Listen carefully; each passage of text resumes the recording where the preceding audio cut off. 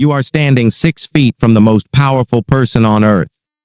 Your suit is tailored to conceal a Glock 19 and a radio transmitter pressed against your chest. Your eyes are not on the president. They are on the hands of every person in this room. Hundreds of hands. And you are counting them, reading them, classifying them.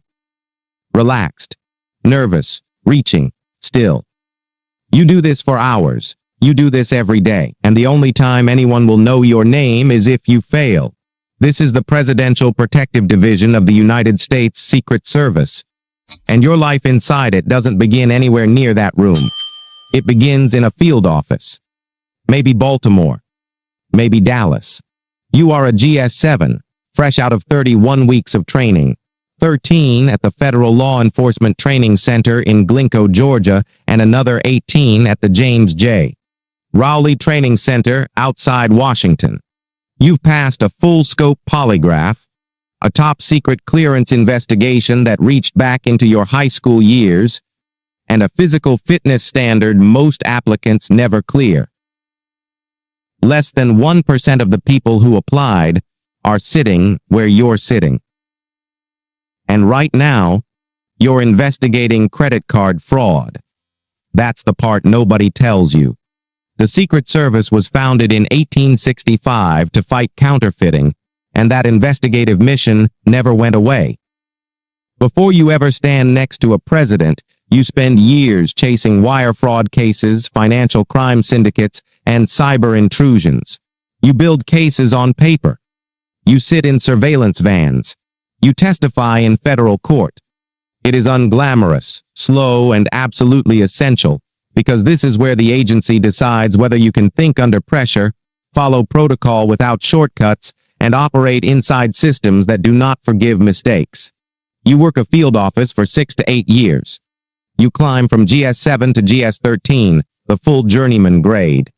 You earn a reputation, quiet competence, consistency. There are no stars in this agency. There are only people who can be trusted and people who cannot. Then comes the transfer.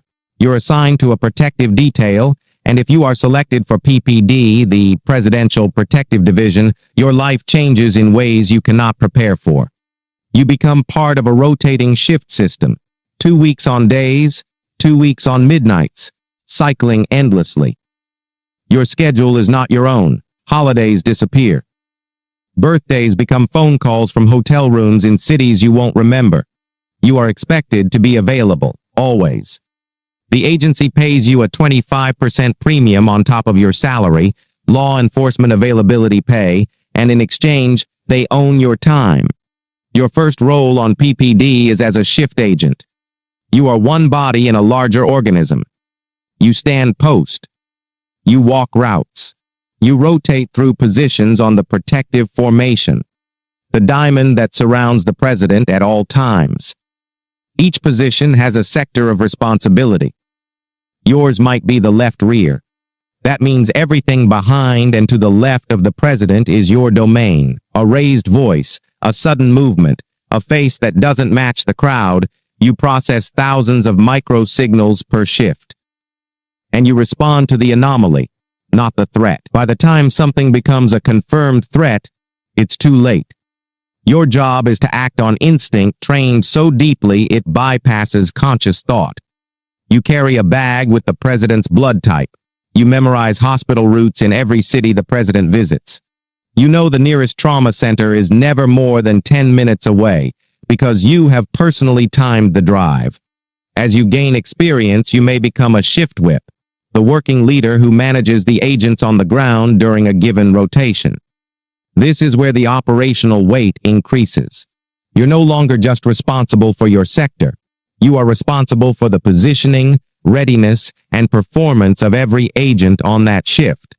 If someone is fatigued, unfocused, or out of position, you catch it before it matters. The shift whip is the person who makes the protective formation function as a single unit, not a collection of individuals. Above the whip sits the shift leader.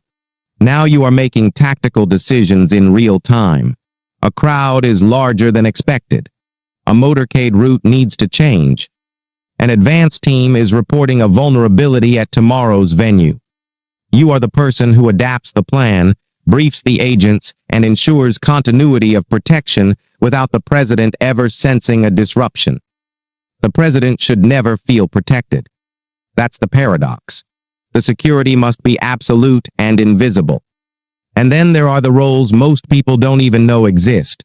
The advance agent, deployed weeks before the president arrives anywhere. You walk the site. You map the sight lines, the entry points, the rooftops, the underground corridors. You coordinate with local law enforcement, arrange counter-surveillance, and build an operational plan so detailed it accounts for the position of every door and the direction of every window. You do this for a hotel ballroom in Chicago. Then a tarmac in Germany. Then a summit venue in Asia. You live in a state of controlled paranoia, imagining how an attack would happen so that you can make it impossible. Running alongside the protective agents is the counter-assault team, CAT. These are special agents who passed a secondary selection process with a 10% acceptance rate. They deploy in black tactical gear, armed with SR-16 rifles and flashbang grenades, riding several vehicles behind the presidential motorcade under the call sign Hawkeye. Their job is the inverse of the close protection shift. If the agents around the president are designed to shield and evacuate, CAT exists to engage. They lay down suppressive fire, neutralize the attack, and buy the seconds that allow the motorcade to disappear. They train constantly for scenarios they hope never arrive. At the top of the detail sits the special agent in charge, the SAIC of PPD. This is the person who holds it all.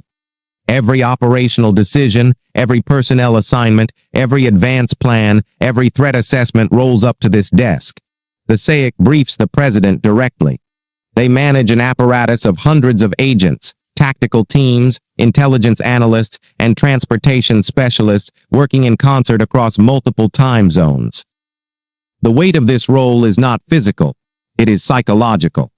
You carry the knowledge that any failure, a single lapse in a single position on a single shift, could alter the course of history. And you carry it silently, because the job does not allow doubt to surface. Former SAICs have described the position as years of sustained pressure with no visible finish line.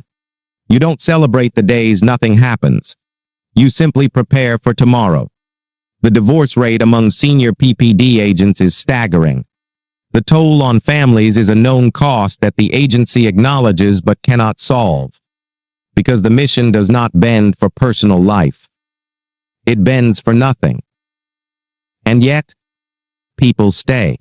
They stay because there is something inside this work that cannot be found anywhere else, the knowledge that you are standing at the exact intersection of discipline and consequence, where what you do in the next half second is not theoretical. It is the difference between a president who finishes a speech and a nation that changes forever. You will never be thanked publicly. Your name will not appear in headlines unless something goes wrong. You will spend years of your life in hallways, motorcades, airport tarmacs, and hotel corridors, watching, waiting, and holding a line that most people don't even know exists. That is every rank. That is the life. And the hardest part is not the danger. The hardest part is the silence, doing the most important job in the world, perfectly, and having no one ever notice.